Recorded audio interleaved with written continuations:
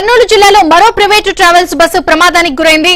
బెంగళూరు నుండి హైదరాబాద్ కు వస్తూ ఉండగా తెల్లవారుజామున 4 గంటల సమయంలో ఈ ప్రమాదం జరిగింది. ఆ సమయంలో భారీ వర్షం కురుస్తూ ఉండగా ఎదురుగా వెళ్తున్న బొలెరో వాహనాన్ని తప్పించిపోయి లారీని ఢీకొట్టింది. డ్రైవర్ చాకచక్యంగా వ్యవహరించడంతో ప్రయాణికులకు భారీ ప్రమాదం తప్పింది. అయితే బస్సు ముందు భాగం పూర్తిగా ధ్వంసమైంది. అయినా బస్సును ఎక్కడ ఆపకుండా నేరుగా హైదరాబాద్ కు తీసుకురావడంతో ఆర్టీఏ అధికారులు బస్సును సీజ్ చేశారు. దీనికి సంబంధించిన మరింత సమాచారం మా ప్రతినిధి మణికంఠ అందిస్తారు. మణికంఠ, కర్నూలు ఘటన మరవక ముందే మరో ప్రమాదం చోటు చేసుకుంది. బెంగళూరు నుంచి హైదరాబాద్కు వస్తున్న బస్సు ప్రమాదానికి గురైంది.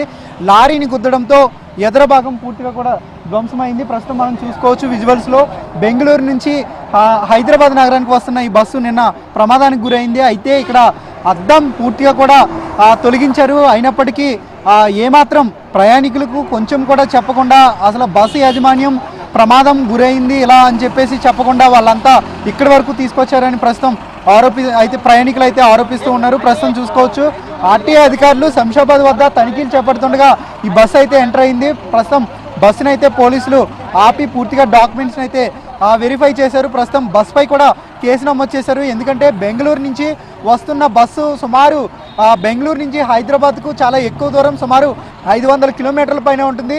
మార్గ మధ్యంలో కర్నూలు వద్ద ప్రమాదం జరిగింది. కర్నూలు నుంచి వచ్చే సమయంలో ఆ కర్నూలు ప్రాంతం నుంచి కూడా విండో బ్రేక్ అద్దం లేకపోయినప్పటికీ ఈ డ్రైవింగ్ చేస్తూ వచ్చాడు. అక్కడ భారీ వర్షం కూడా పడుతూ ఉంది.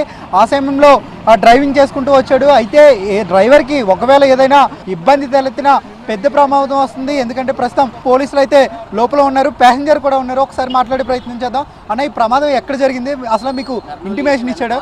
కర్నూలు నుంచి వెనక అరౌండ్ 4 o'clock. అద్దం లేకుండానే కర్నూలు నుంచి ఎలాగైనా తీసుకొచ్చారా? అప్పటి నుంచి ఇట్లే వచ్చాము.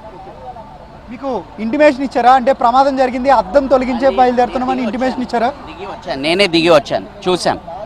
మరి అడగలేదు మీరు? మరి డ్రైవర్ని అడగలేదు ఇట్లా తీసుకెళ్తే ప్రమాదం అని?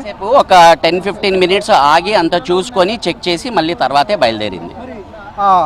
బస్సుకు సంబంధించిన యాజమాన్యం ఏమన్నా వాళ్ళు అడిగారా వేరే బస్సు అరేంజ్ చేయమని మీరు ఇన్ఫార్మ్ చేశారా వాళ్ళకి? ఏం లేదు, అది గ్లాస్ మాత్రమే షాటర్ అయింది కాబట్టి ఇంకా వేరే ఏం ప్రాబ్లం లేదని ఆల్మోస్ట్ ఇంకొక 100 kilometers 150 kilometers కదా వచ్చేయచ్చు అని చెప్పి మేము కూడా అట్లే సపోర్ట్ చేస్తూ వచ్చేసాము.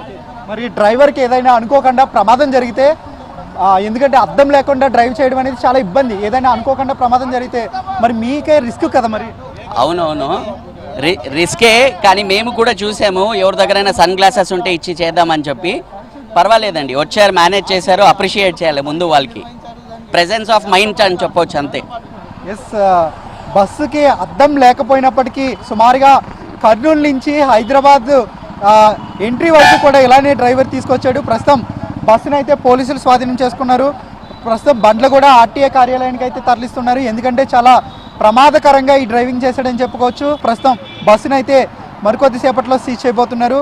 కేసు కూడా నమోదు చేశారు. బస్సు యాజమాన్యంపై కఠినమైన చర్యలు తీసుకుంటామంటూ కూడా ఆర్టీఏ అధికారులు చెబుతున్నారు. వీడియో జర్నలిస్ట్ జయరాజ్తో మణికంఠ, ఏబిఎన్ ఆంధ్రజ్యోతి, శంషాబాద్.